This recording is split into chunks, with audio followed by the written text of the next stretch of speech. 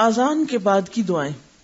حضرت عبداللہ بن عمرو بن عاص رضی اللہ عنہ روایت کرتے ہیں کہ رسول اللہ صلی اللہ علیہ وسلم نے فرمایا، جب تم مؤذن کی آواز سنو تو تم مؤذن کو جواب دو، یعنی آذان کا جواب دینا لازم ہے، اور جب آذان ختم ہو جائے تو مجھ پر درود بھیجو، پس تحقیق جو مجھ پر ایک بار درود بھیجتا ہے اللہ اس پر 10 بار رحمت بھیجتا ہے۔ تو آذان کے فوراً بعد کیا کام کرنا چاہیے؟ درود شریف پڑھنا چاہیے۔ کتنی دفعہ؟ 1 دفعہ۔ کیسے؟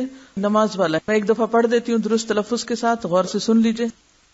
اللہم صلی علی محمد وعلی آل محمد کما صلیت علی ابراہیم وعلی آل ابراہیم انک حمید مجید، اللہم بارک علی محمد وعلی آل محمد کما بارکت علی ابراہیم وعلی آل ابراہیم انک حمید مجید۔ یا الہی رحمت بھیج محمد صلی اللہ علیہ وسلم پر اور آل محمد پر، جیسے رحمت بھیجی تو نے ابراہیم اور آل ابراہیم پر، بے شک تو تعریف کیا گیا بزرگی والا ہے۔ یا الہی برکت بھیج محمد صلی اللہ علیہ وسلم پر اور آل محمد پر، جیسے برکت بھیجی تو نے ابراہیم پر اور آل ابراہیم پر، بے شک تو تعریف کیا گیا بزرگی والا ہے۔ حضرت جابر رضی اللہ عنہ روایت کرتے ہیں کہ رسول اللہ صلی اللہ علیہ وسلم نے فرمایا، جو شخص آذان کا جواب دے اور پھر آذان ختم ہونے پر یہ دعا پڑھے، اس کے لیے قیامت کے دن میری شفاعت واجب ہو جاتی ہے۔ کیا ہے دعا؟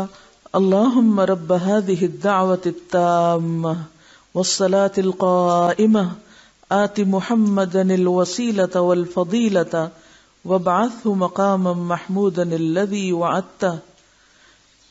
اس پوری پکار یعنی آذان کے اور قیامت تک قائم رہنے والی نماز کی رب محمد صلی اللہ علیہ وسلم کو وسیلہ اور بزرگی عطا فرما اور انہیں مقام محمود میں پہنچا جس کا تو نے ان سے وعدہ کیا ہے۔ وسیلہ کیا چیز ہے؟ وسیلہ کے متعلق خود رسول اللہ صلی اللہ علیہ وسلم فرماتے ہیں، تحقیق وسیلہ بہشت میں ایک درجہ ہے، یعنی ایک مقام ہے جو صرف ایک بندے کے لائق ہے، یعنی ایک خاص اسپیشل جگہ ہے جس میں صرف ایک ہی شخص جا سکتا ہے، اور میں امید رکھتا ہوں کہ وہ بندہ میں ہی ہوں۔ پس جس نے آذان کی دعا پڑھ کر اللہ سے میرے لیے وسیلہ مانگا، اس کے لیے میری یعنی حضور صلی اللہ علیہ وسلم کی شفاعت واجب ہو گئی۔ نبی صلی اللہ علیہ وسلم کے ارشاد سے معلوم ہوا کہ وسیلہ بہشت کے ایک بلند و بالا درجے کا نام ہے۔